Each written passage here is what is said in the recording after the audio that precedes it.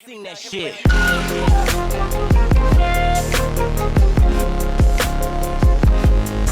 Yeah.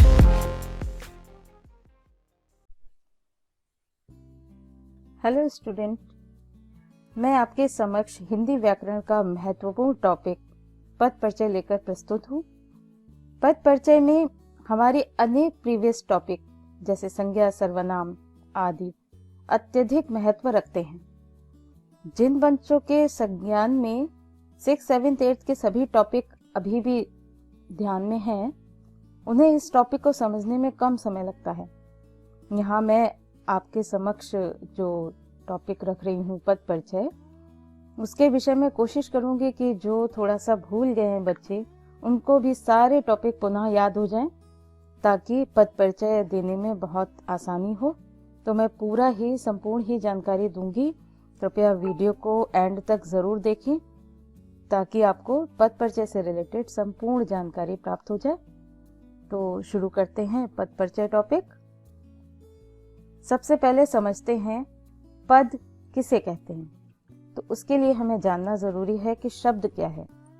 शब्द सभी जानते हैं कि वर्णों के समूह को शब्द कहते हैं, लेकिन वो समूह सार्थक होने चाहिए, यानी कोई ना कोई उनका अर्थ, अच्छा अर्थ निकलना चाहिए। अगर उनका अर्थ नहीं निकलता है तो वे निरर्थक कहलाते हैं, यानी उसका कोई भी मूल्य नहीं है। तो सार्थक शब्दों के समूह को जो व्यवस्थित हों, उन्हें हम शब्द कहते हैं। जो शब्द मैं आपको बात कर रही हूँ, वही शब्द जब किसी वाक्य में प्रयोग कर दिए जाते हैं, यानी कोई सेंटेंस बना दिया गया और तब वही शब्द पद कहलाते हैं, जबकि शब्द वही हैं। बस अंतर इतना है कि पद तब कहलाते हैं जब किसी वाक्य में उसको प्रयोग कर दिया गया हो। पद परिचय में हमें क्या करना है, ये हमें ध्यानपूर्वक समझना चाहिए। वाक्य में प्रयुक्त पदों का विस्तृत व्याकरणिक परिचय देना ही पद परिचय कहलाता है। अब विस्तृत व्याकरणिक परिचय है क्या? जैसे हमने कोई भी पद उठा लिया, शब्द उठा लिया, वो या तो संज्ञा होगा, सर्वनाम होगा, विशेषण हो सकता है या क्रिया विशेषण हो सकता है, क्रिया हो सकती है, कुछ भी।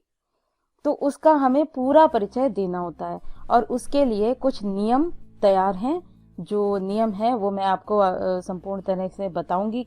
सबसे पहले पदों का वर्गीकरण, किस तरह से पदों को दो भागों में विभाजित किया गया है।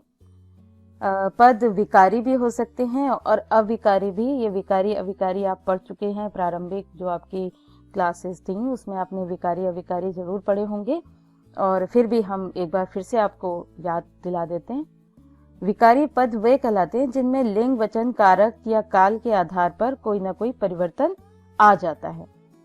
जैसे संज्ञा, सर्वनाम, विशेषण और क्रिया, ये चार जो टॉपिक हैं, इनमें कोई ना कोई परिवर्तन आ जाता है लिंग, वचन, कारक व काल के आधार पर।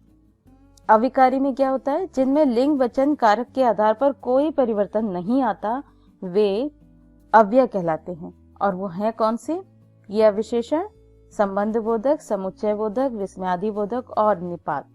ये 5 टॉपिक जो हैं, इनके शब्द जो भी प्रयुक्त होते हैं वो कभी भी परिवर्तित नहीं होते। तो जो परिवर्तित होते हैं वो विकारी पद कहलाते हैं, और जो परिवर्तित नहीं होते वे अविकारी, अव्यय या अविकारी शब्द कहलाते हैं। विकारी शब्द संज्ञा का पद परिचय, क्योंकि अभी आपने देखा था इससे पूर्व स्लाइड में कि विकारी पद के अंतर्गत संज्ञा आता है। तो संज्ञा का सबसे पहले हम पद परिचय समझते हैं, किस तरह से देंगे।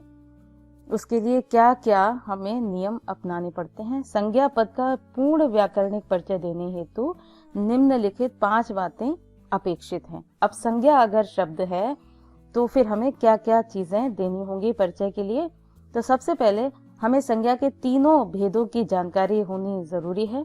तो व्यक्तिवाचक वे होते हैं जिनमें किसी विशेष व्यक्ति का नाम, विशेष वस्तु का नाम या विशेष स्थान का नाम होता है, तो व्यक्तिवाचक संज्ञा। जातिवाचक में होता है किसी समूह की बात की जाए जिसमें किसी नाम की बात नहीं की जाती। और भाववाचक में हमेशा दुख, सुख, बुढ़ापा, बचपन, ऐसी चीजें आती हैं। तो क्या करते हैं, सबसे पहले संज्ञा का भेद जान लेते हैं। तो हमें करना होगा संज्ञा, उसका भेद, अगर व्यक्तिवाचक है तो व्यक्तिवाचक, नहीं तो जातिवाचक या फिर भाववाचक। फिर उसके बाद लिंग के आधार पर, अगर वस्तुएं हैं तो भी वो लिंग के आधार पर हम उसको बांट सकते हैं कि वो पुल्लिंग है या स्त्रीलिंग है, व्यक्ति है वो तो बांट ही लेंगे। और वचन भी एक है या दो है, इसके आधार पर एक वचन या बहुवचन तय करते हैं। हम संस्कृत में एक वचन, द्विवचन और बहुवचन पढ़ते हैं, जबकि हिंदी में एक वचन और बहुवचन ही होता है, यानी एक से अधिक है तो बहुवचन की श्रेणी में जाएगा। फिर कारक और कारक की विभक्तियां, वो हमें ध्यान रखनी होती है, कौन सा कारक है, कर्ता है, कर्म है, क्रिया है, क्या चीज है, और क्रिया के साथ उसका संबंध भी बताना होता है। जैसे ये उदाहरण आपके सामने प्रस्तुत है, अभिषेक पत्र लिखता है। ये सेंटेंस आपके सामने एग्जाम में इस तरह से आएगा, और जिसकी व्याकरणिक परिचय मांग रहे होंगे उसको या तो हाईलाइट किया गया होगा या अदर रंग से उसको कलर किया गया होगा या फिर रेखांकित किया गया होगा, यानी अंडरलाइन होगा। तो यहाँ पर जो पद मैंने दिखाया है आपको उदाहरण स्वरूप, तो उसको अंडरलाइन भी किया है और हाईलाइट भी किया है। तो आप इससे समझ सकते हैं कि इन्हीं पदों का आपको परिचय देना है। तो किस तरह से प्रश्न आएगा, रेखांकित अंश का पद परिचय दीजिए, इस तरह से प्रश्न होगा और आपको आंसर इस तरह से देना होगा। अभिषेक को पहले अंडरलाइन किया गया है तो अभिषेक को हमने अलग हटाकर रखा और उसके बाद देख लिया क्योंकि वो नाम है किसी बच्चे का, लड़के का, तो इसलिए व्यक्तिवाचक संज्ञा के अंतर्गत आएगा, पुल्लिंग आएगा और एक वचन आएगा क्योंकि एक ही है अभिषेक। फिर कर्ता कारक, जो लिखने का कार्य कर रहा है वो अभिषेक ही कर रहा है, इसलिए कर्ता कारक के अंतर्गत आएगा। और फिर लिखने की क्रिया का कर्ता कहलाएगा। पत्र दूसरा पद दिया हुआ है जिसका हमें परिचय देना है, तो उसको हम फिर अलग हटा के रखेंगे। उसके बाद उसको बताएंगे कि संज्ञा के अंतर्गत कौन सी संज्ञा के अंतर्गत ये आ रहा है। तो जातिवाचक संज्ञा होगी, एक वचन होगा, पुल्लिंग होगा और जो कर्ता है उसका कर्म कारक ये कहलाएगा। यानी अभिषेक जो है क्या लिख रहा है, पत्र लिख रहा है, तो पत्र क्या हुआ, कर्म कारक है। जैसा पदक्रम होता है कर्ता, कर्म और फिर क्रिया, तो ऐसे ही यहाँ पर अभिषेक करता है, कर्म पत्र है और लिखता है उसकी क्रिया है। सर्वनाम का व्याकरणिक परिचय देखिए और उसके भेदों के बारे में देखिए। मैं बहुत शॉर्ट में आपको भेदों के बारे में भी बता दूंगी। सर्वनाम का संपूर्ण व्याकरणिक परिचय देने हेतु निम्नलिखित बातें अपेक्षित हैं, यानी ये चीजें हमें चाहिए जो पॉइंट में दिख रही हैं।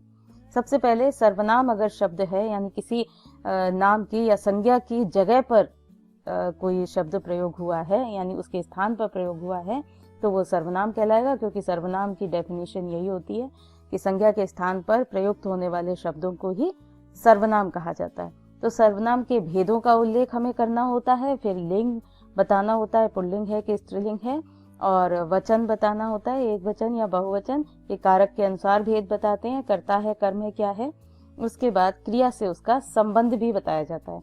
तो भेदों में आप एक बार ध्यान से देख लीजिए, ये ग्रीन में लिखा हुआ है जो, वो सारे भेद हैं, 6 भेद। पुरुषवाचक सर्वनाम कैसे कहते हैं, किसको कहते हैं, ये आप समझिए। जो सर्वनाम वक्ता यानी बोलने वाला व्यक्ति है, श्रोता यानी सुनने वाला व्यक्ति है, तथा किसी अन्य के लिए प्रयुक्त होता है, उसे पुरुषवाचक सर्वनाम कहते हैं। इनके उपभेद होते हैं उत्तम पुरुष, मध्यम पुरुष और अन्य पुरुष। जैसे वक्ता के विषय में जानकारी दी जा रही है, यानी बोलने वाला, तो जो बोलने वाला है वो उत्तम पुरुष कहलाएगा। श्रोता यानी सुनने वाला, वो कहलाएगा मध्यम पुरुष, और जिस व्यक्ति की बात की जा रही है वो व्यक्ति अन्य पुरुष होगा। तो किस तरह से उसका यूज होगा शब्दों का, मैं अर्थात जो बोल रहा है, तुम अर्थात जिससे कह रहा है, और वह अर्थात वो व्यक्ति जिसके बारे में बात हो रही है, उसको कहेंगे अन्य। उसने मुझे बोला था कि तुम पढ़ रही हो, तो उसने जो है वो अन्य पुरुष के अंतर्गत आएगा। मुझे जो होगा वो उत्तम पुरुष होगा, और तुम पढ़ रही हो कहा है तो तुम शब्द जो है वो सर्वनाम है और पुरुषवाचक सर्वनाम के अंतर्गत अन्य पुरुष के अंतर्गत आएगा।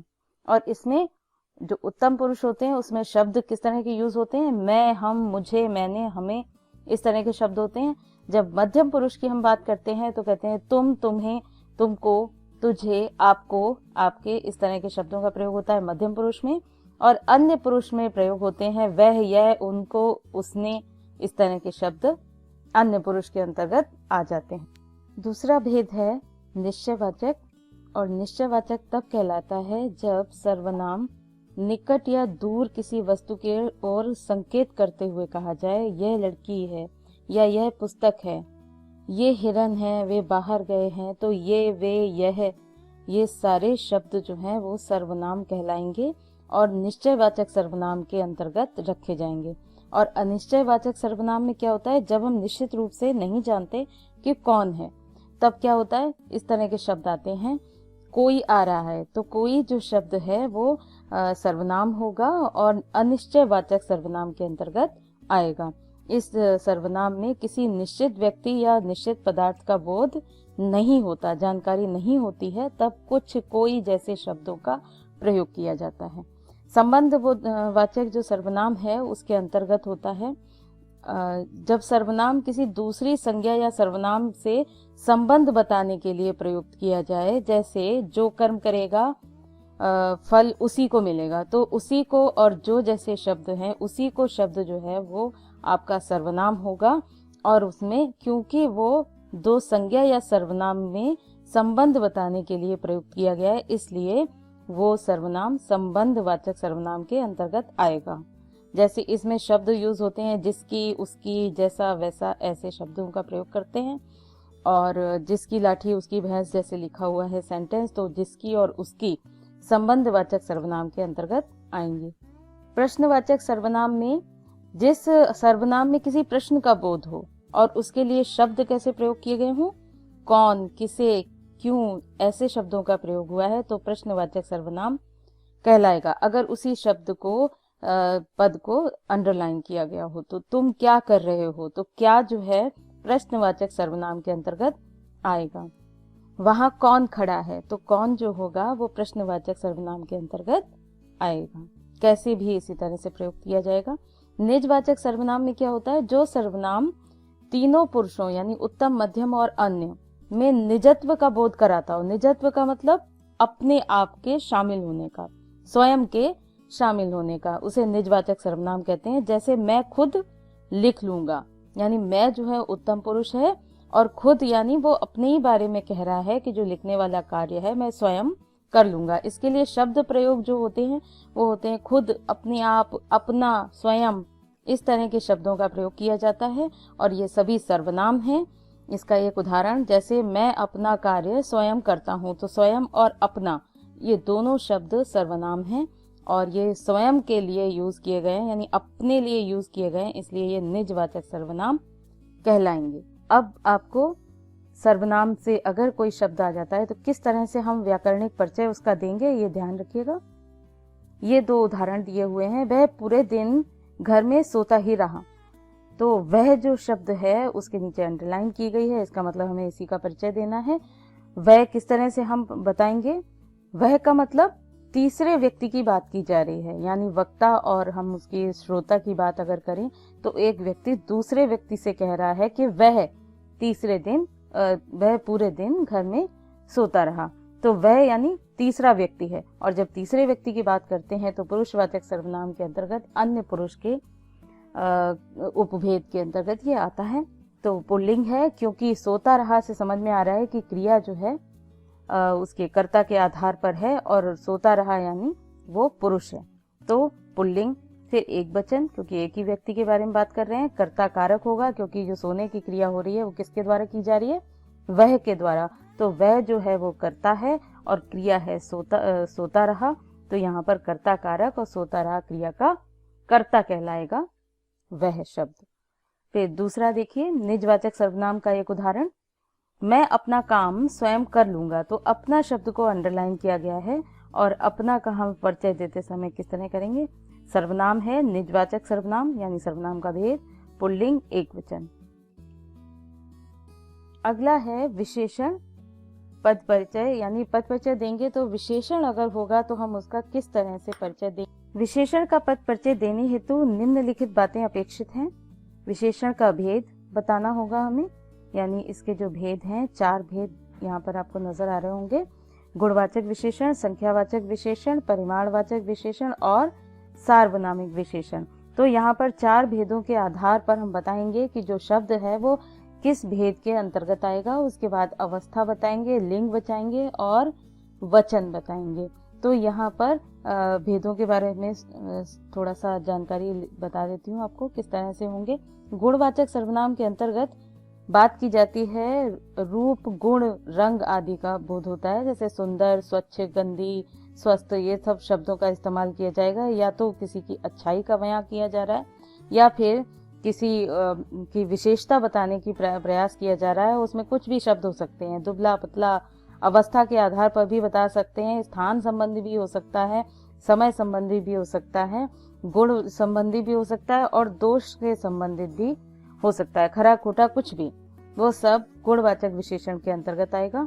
फिर संख्यावाचक विशेषण जो है उसमें होगा संख्याओं का जिक्र। जिस विशेषण में संज्ञा या सर्वनाम की संख्या का बोध होता है तो वो संख्यावाची विशेषण के अंतर्गत आता है। जैसे कक्षा में 40 विद्यार्थी उपस्थित थे, तो 40 जो दिया है उसको अगर अंडरलाइन किया गया है तो हम कहेंगे कि यहाँ पर संख्यावाची विशेषण प्रयुक्त किया गया है। अब हमें क्या ध्यान रखना है कि विशेषण का जब हम परिचय देते हैं तो हमें विशेष्य भी बताना होता है, यानी हम किस चीज के, किस संज्ञा की या किस सर्वनाम की विशेषता बता रहे हैं। तो जो संज्ञा या सर्वनाम शब्द होगा वही विशेष्य कहलाएगा जिसकी विशेषता बताई गई है। तीसरा विशेषण जो है वो है आपका परिमाणवाचक।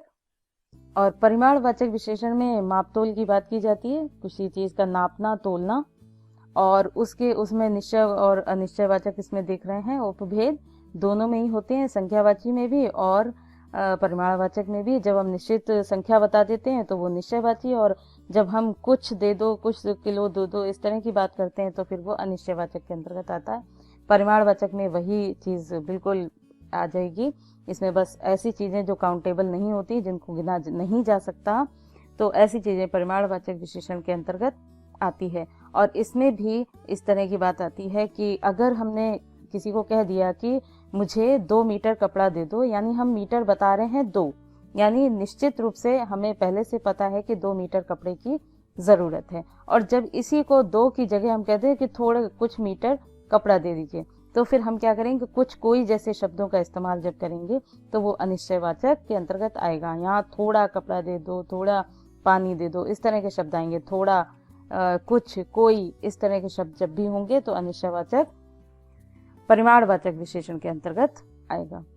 सार्वनामिक विशेषण को समझिए जरा ध्यान से, क्योंकि इसका रिलेशन सर्वनाम से है और सर्वनाम शब्द से थोड़ा सा लोग कंफ्यूज हो जाते हैं कि ये सर्वनाम शब्द है या सार्वनामिक है, तो कुछ चीजें यहाँ पर स्पष्ट करना बहुत जरूरी है। जब कोई सर्वनाम संज्ञा शब्द से पहले आए, देखिए जब हम सर्वनाम पढ़ते हैं तो पढ़ते हैं कि संज्ञा के स्थान पर प्रयुक्त होने वाले शब्द सर्वनाम कहलाते हैं, लेकिन यहाँ बात की जा रही है संज्ञा के साथ आने वाले शब्दों की। संज्ञा वहां पर उपस्थित है और संज्ञा के प्रारंभ में आए अगर सर्वनाम शब्द तो उसको कहेंगे सार्वनामिक विशेषण। किस तरह से आएगा ये आपको जानिए किस तरह से। जैसे लिखा है वह आदमी व्यवहार से कुशल है, तो यहाँ पर आदमी की ओर संकेत भी किया जा रहा है और वह और जो शब्द है वो आदमी की उपस्थिति में किया जा रहा है, यानी आदमी जो है वो संज्ञा है और संज्ञा से पहले शब्द आया है वह, और वह जो है वो किसी व्यक्ति के स्थान पर नहीं आया, किसी संज्ञा के स्थान पर नहीं आया, बल्कि उसकी विशेषता बताने के लिए प्रयुक्त हुआ है। जब सर्वनाम शब्द ऐसे प्रयोग किए जाएं जो संज्ञा के साथ आए हों, संज्ञा से पहले आए हों और उस संज्ञा की विशेषता बता रहे हों, तो सार्वनामिक विशेषण के अंतर्गत आता है। अब आप इसका परिचय देखिए, किस तरह से परिचय देंगे। यहाँ पर एक सेंटेंस दिया हुआ है, वीर राम ने सब राक्षसों का वध कर दिया। अब यहाँ पर हमने ढूंढना है कि विशेषण है क्या चीज, तो विशेषण है वीर। इसमें अंडरलाइन नहीं किया गया है, लेकिन हम अपने आप ढूंढ सकते हैं इसमें कि राम जो है वो करता है और संज्ञा भी है, संज्ञा की विशेषता है कि वो वीर है, तो वीर का हमें पद परिचय देना होगा। तो किस तरह से देंगे, क्योंकि इसमें राम के गुण की बात की जा रही है और इसलिए वो गुणवाचक विशेषण के अंतर्गत आएगा। इसकी मूलावस्था है, ये स्टार्टिंग में ही दिया हुआ है, मेन चीज है। पुल्लिंग कहलाएगा क्योंकि राम जो है वो पुल्लिंग है, एक वचन होगा क्योंकि सिर्फ राम की बात की जा रही है। विशेष के गुण को का बोध कराता है, राम जो है वो विशेष्य है और वीर जो है वो विशेषण है। और कौन सा विशेषण है, गुणवाचक विशेषण। दूसरा है सब शब्द और सब राक्षसों के साथ प्रयोग हुआ है तो सब को हम कहेंगे विशेषण। और ये अनिश्चयवाचक संख्या गिना रहा है, सब राक्षसों का वध कर दिया गया।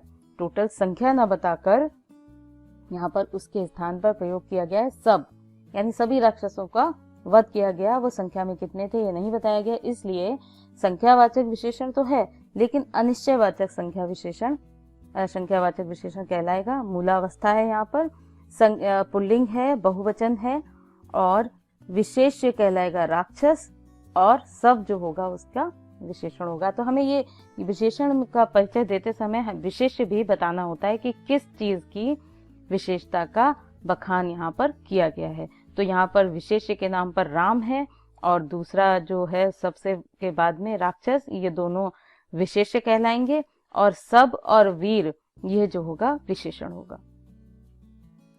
नेक्स्ट है आपके सामने क्रियापद का व्याकरणिक परिचय। अब क्रिया क्या है? अब आपको कोई भी वाक्य हम उठा लेते हैं तो उसका पदक्रम कुछ इसी तरह से होता है कि कर्ता, फिर कर्म, और अंतिम जो वाक्य में शब्द होते हैं उन्हें क्रिया कहते हैं। यानी कोई कार्य, किसी कार्य के होने या करने को क्रिया कहा जाता है, ये इसकी परिभाषा होती है। और क्रिया का पद परिचय देने के लिए निम्न बिंदु अपेक्षित है, यानी कौन कौन सी चीजों को हमें जानकारी चाहिए, तब हम क्रियापद का परिचय दे पाएंगे। क्रिया के सबसे पहले हमें भेदों की जानकारी होना बहुत जरूरी है कि कौन कौन से इसके भेद होते हैं। प्रमुख भेद मैंने आपको यहाँ दिए हैं। क्रिया के बहुत सारे भेद होते हैं लेकिन कुछ यहाँ पर जो बहुत महत्वपूर्ण हैं वो दिए गए हैं। क्रिया के भेद में अकर्मक, सकर्मक, प्रेरणार्थक, संयुक्त क्रिया, पूर्वकालिक और मुख्य सहायक क्रिया, ये इतनी क्रियाएं आपके सामने हैं। और इनको मैं बताती हूँ कि अकर्मक और सकर्मक कैसे होगा। अकर्मक क्रियाएं वो होती हैं जिसमें कर्म का उल्लेख नहीं किया जाता। जब कर्म नहीं होता है तो अकर्मक, और जब कर्म के साथ क्रिया होती है तो फिर वो सकर्मक कहलाती है। ये साधारण सी इसकी परिभाषा है। लेकिन कुछ क्रियाएं हमेशा अकर्मक होती हैं और कुछ क्रियाएं हमेशा सकर्मक कहलाती हैं, चाहे उसमें कर्म हो या ना हो। ऐसा कब होता है ये मैं आपको थोड़ा सा समझा देती हूँ। जैसे अगर लिखा हुआ है राम पत्र लिखता है, तो राम करता है और पत्र जो है वो कर्म है, तब आप सीधे सीधे जान लेंगे कि पत्र जो है वो कर्म है, यानी सकर्मक क्रिया हो रही है वहां पर। लेकिन अगर हम पत्र को हटा देते हैं, वहां से पत्र हटा दीजिए, तो भी वो जो क्रिया लिखने की, पढ़ने की जैसी क्रियाएं होती हैं वो हमेशा सकर्मक ही कहलाती हैं, क्योंकि इसमें हम अपेक्षा कर लेते हैं, उम्मीद कर लेते हैं कि कुछ तो लिख रहा होगा, कुछ तो पढ़ रहा होगा, इस तरह की हम उम्मीद कर लेते हैं। हमारी अपेक्षा ऐसी होती है कुछ पढ़ रहा है। तो ऐसे में पढ़ने लिखने की क्रिया जो होती है वो सब सकर्मक क्रिया के अंतर्गत आती हैं, चाहे उसमें कर्म हो या फिर ना हो। कुछ क्रियाएं हमेशा अकर्मक होती हैं, जैसे रोना, सोना, हंसना। जब हमें किसी प्रश्न का आंसर नहीं मिलता है, जैसे अगर हम कह दें सीता हंस रही है, अब उसमें हंस रही है से पहले अगर हम क्या शब्द लगा देते हैं तो हमें उसका उत्तर नहीं मिलेगा। जैसे हमने कहा सीता क्या हंस रही है, क्या हंस रही है का कोई उत्तर नहीं मिलेगा। और अगर यही चीज हम सकर्मक क्रिया में लगाते हैं, जैसे सीता पढ़ रही है, तो हमें उसका आंसर मिल जाता है कि कुछ तो पढ़ रही होगी, या फिर सीधे सीधे उसमें कर्म दे ही दिया जाता है कि वो पत्र पढ़ रही है या किताब पढ़ रही है, तो कर्म वहां पर उपस्थित होता है। हंसने की क्रिया में कभी भी कोई आंसर नहीं आएगा, सोने की क्रिया में कभी भी आंसर नहीं आएगा। जैसे सीता सो रही है, तो क्या सो रही है इसका कोई उत्तर नहीं होगा, तो फिर वो अकर्मक क्रिया के अंतर्गत आएगी। प्रेरणार्थक क्रिया में ये कहा जाता है कि जब हम किसी कार्य को किसी और के द्वारा करवा रहे हैं, जैसे मैंने धोबी से कपड़े धुलवाए, तो धुलवाए शब्द जो है वो प्रेरणार्थक के अंतर्गत आएगा। हमने किसी को प्रेरणा दी और उससे कार्य किया, करवाया गया है, तब फिर वो प्रेरणार्थक क्रिया के अंतर्गत आएगा। इसमें शब्द कुछ इस तरह से होते हैं, धुलवाया, पढ़वाया, लिखवाया, इस तरह के सारे शब्द प्रेरणार्थक क्रिया के अंतर्गत आते हैं। संयुक्त क्रिया यानी एक सामूहिक क्रिया एक साथ हो रही है, जैसे विद्यार्थियों को एक साथ पढ़ाने की क्रिया संयुक्त क्रिया कहलाएगी। पूर्वकालिक क्रिया में क्या होता है, एक क्रिया की जा चुकी है और दूसरी क्रिया हो रही है या हो चुकी है, ऐसा होता है। जैसे मैं पढ़कर सो गया, मैं लिख कर सो गया, ऐसा भी हो सकता है। मैं नहाकर पढ़ूंगा, ऐसा भी हो सकता है। तो इसमें जब शब्द आते हैं तो वो आते हैं सोकर, धोकर, नहाकर, पढ़कर, लिखकर, सब में कर कर शब्द जुड़ा होता है और वो सारी क्रियाएं पूर्वकालिक क्रियाएं कहलाती हैं। मुख्य सहायक क्रिया में वो होती है कि जब किसी कार्य को करने के लिए दूसरी क्रिया का भी सपोर्ट हमें चाहिए, तब फिर वो सहायक क्रिया के अंतर्गत आती हैं। तो क्रिया के भेद आप लोग अगर एक बार फिर से रिवाइज कर लेंगे तो आपके लिए बहुत आसान हो जाएगा क्रिया का पद परिचय देना। उसके बाद क्रिया में हम पुरुष भी बताते हैं कि अन्य पुरुष की बात है या कौन सा पुरुष आ रहा है इसके अंतर्गत। फिर काल की बात जरूर करते हैं। क्रिया का परिचय देते समय हम काल को कभी नहीं भूलेंगे, क्योंकि कोई भी कार्य किया जा रहा है तो वो इस समय हो रहा है कि हो चुका है या फिर होने वाला है। यानी काल के अंतर्गत 3 काल होते हैं, उसमें भूतकाल होता है, वर्तमान और भविष्य। अगर किसी क्रिया में इस तरह से लिखा है कि सीता सो रही है, तो सो रही है रही है का मतलब यह है कि वर्तमान समय यानी वर्तमान काल की बात की जा रही है। सीता सो रही थी, इसका मतलब भूतकाल की बात की जा रही है। सीता सोएगी, तब फिर भविष्य काल की भविष्यत काल की बात की जाएगी। तो काल का उल्लेख करना बहुत जरूरी है कि कौन सा काल इसमें क्रिया में दिख रहा है। फिर वाच्य आपके 3 प्रकार के होते हैं, जो आप प्रीवियस टॉपिक लगभग सभी पढ़ चुके होंगे। 3 प्रकार के वाच्य होते हैं, कर्तवाच्य या कर्तरी वाच्य भी कहते हैं उसको, कर्मवाच्य और भाववाच्य। 3 वाच्य होते हैं मुख्य, और उसमें जब कर्ता को इम्पोर्टेंस दी जाती है, महत्वपूर्ण उसी को बताते हैं, प्रधानता उसी को देते हैं और उसके अकॉर्डिंग क्रिया की जा रही है, तो फिर कर्तवाच्य के अंतर्गत आता है। जब कर्म को ध्यान में रखते हुए क्रिया की जा रही है तो फिर वो कर्मवाच्य के अंतर्गत आता है। और जब दोनों को यानी कर्ता और कर्म दोनों को प्रधानता न दी जा रही हो, सिर्फ भाव को नोटिस किया जा रहा हो, तो फिर वो भाव वाच्य के अंतर्गत आता है। तो हमें वाच्य बताना भी जरूरी है। फिर लिंग बताएंगे, वचन बताएंगे, धातुएं सभी जानते हैं, आपने सबने धातु रूप लर्न किए होंगे क्लास 8 तक। और धातु रूप में क्या होता है, गम धातु, पठ धातु, इस तरह के जो होते हैं। अगर पढ़ने जैसी क्रिया हो रही है तो हम उसमें धातु बताएंगे पठ धातु, लिखने जैसी क्रिया हो रही है तो उसको कहेंगे लिख धातु, जाने की क्रिया हो रही है तो हम कहेंगे गम धातु। तो ये धातुओं का जिक्र भी इसमें किया जाता है। किसी कार्य के होने की बात की जा रही है तो भव धातु भी होती है। और कर्ता का उल्लेख भी हमें करना होता है कि क्रिया किसके द्वारा की जा रही है। क्रिया का पद परिचय का उदाहरण देख लीजिए किस तरह से किया गया। मरीज के द्वारा दवा खाई गई। अब यहाँ पर क्रिया, क्योंकि मैं आपको बता चुकी हूँ पद क्रम में क्या होता है, पहले कर्ता होता है, फिर कर्म होता है और फिर क्रिया होती है। इसका मतलब वाक्य के अंतिम हिस्सा जो होता है वो क्रिया होता है। जैसे खाई गई लिखा है तो ये अंतिम शब्द ही है। और इसका हम परिचय किस प्रकार देंगे, खाई गई शब्द को पूरा उठाकर हमने अलग रखा है क्योंकि इसको अंडरलाइन किया गया है। और उसको हम बताएंगे कि सकर्मक क्रिया है। क्यों सकर्मक क्रिया है, क्योंकि इसमें तो साफ साफ नजर आ रहा है कि दवा खाई गई। तो जब हमें आंसर मिल जा रहा है खाई गई, क्या खाई गई, तो आंसर आ रहा है दवा खाई गई। और जब उत्तर आ रहा है तो सकर्मक क्रिया है। कर्मवाच्य है क्योंकि दवा के अनुसार ही क्रिया दिख रही है, क्योंकि दवा क्या है, स्त्रीलिंग है, और उसके ही अनुसार खाई गई लिखा हुआ है आगे, इसका मतलब कर्मवाच्य है। प्रधानता यहाँ पर कर्म को दी गई है। एक वचन है क्योंकि दवा खाई गई यानी एक ही दवा खाई गई है। फिर स्त्रीलिंग है। और उसके बाद भूतकाल, क्योंकि खाई गई यानी खाई गई का मतलब खा चुकी गई है, अभी खा नहीं रहे हैं, और न खाई जाएगी ऐसा नहीं है, खाई गई इसका मतलब खा चुके हैं, तो भूतकाल के अंतर्गत आएगा। फिर कर्म इसका क्या होगा, दवा, और इस क्रिया को करने वाला कौन है, मरीज, यानी करने वाले को हम क्या कहते हैं, कर्ता। तो ये पूरी तरह से परिचय दिया गया है आपके सामने क्रिया का। नेक्स्ट एक और देख लीजिए, पशु नदी में नहा रहे हैं। अब नहा रहे हैं क्रिया को हमें सबसे पहले भेद जानना बहुत जरूरी है। नहा रहे हैं इसका मतलब अगर हम नहा रहे हैं के आगे क्या लगा देते हैं, अगर इसका उत्तर मिलता है तो फिर वो सकर्मक है, नहीं मिलता तो फिर अकर्मक क्रिया ही होगी। अगर हम इसमें लगा देते हैं क्या नहा रहे हैं तो कोई उत्तर हमें नहीं मिलेगा, इसका मतलब ये अकर्मक क्रिया है। फिर बहुवचन है क्योंकि बहुत सारे पशुओं की बात की गई है, रहे हैं तभी यूज हुआ है यहाँ पर। वर्तमान काल का प्रयोग हुआ है, रहा है, रही है, रहे हैं, इस तरह का शब्द जो होते हैं वो वर्तमान क्रिया को जताते हैं, काल को। और उसके बाद पुल्लिंग है और पशु कर्ता की क्रिया है, जो पशु हैं वो कर्ता हैं जो नहाने का कार्य कर रहे हैं।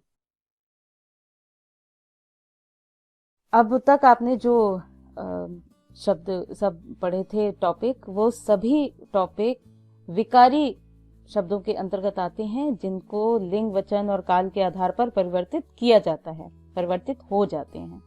और अब जो आप आगे के वीडियो में पढ़ेंगे वो होंगे अविकारी या अव्यय शब्द, जिनके प्रयोग करने पर वाक्य में कोई भी परिवर्तन नहीं आता, चाहे लिंग के आधार पर हो, चाहे काल के आधार पर हो, चाहे वचन के आधार पर, कोई भी परिवर्तन नहीं आता है। तो अगले वीडियो में आपके अविकारी जो अव्यय शब्द हैं उनका पद परिचय किस तरह से दिया जाएगा, इसके बारे में संपूर्ण परिचय दिया जाएगा। आपको ये भी बताया जाएगा कि क्रिया विशेषण क्या है, संबंध बोधक क्या चीज है। पहले आपको उसकी परिभाषा, उसके भेद भी बताए जाएंगे और साथ ही परिचय करने का तरीका भी बताया जाएगा। तो अगले वीडियो में आप सारे अविकारी यानी अव्यय पदों का परिचय देखेंगे।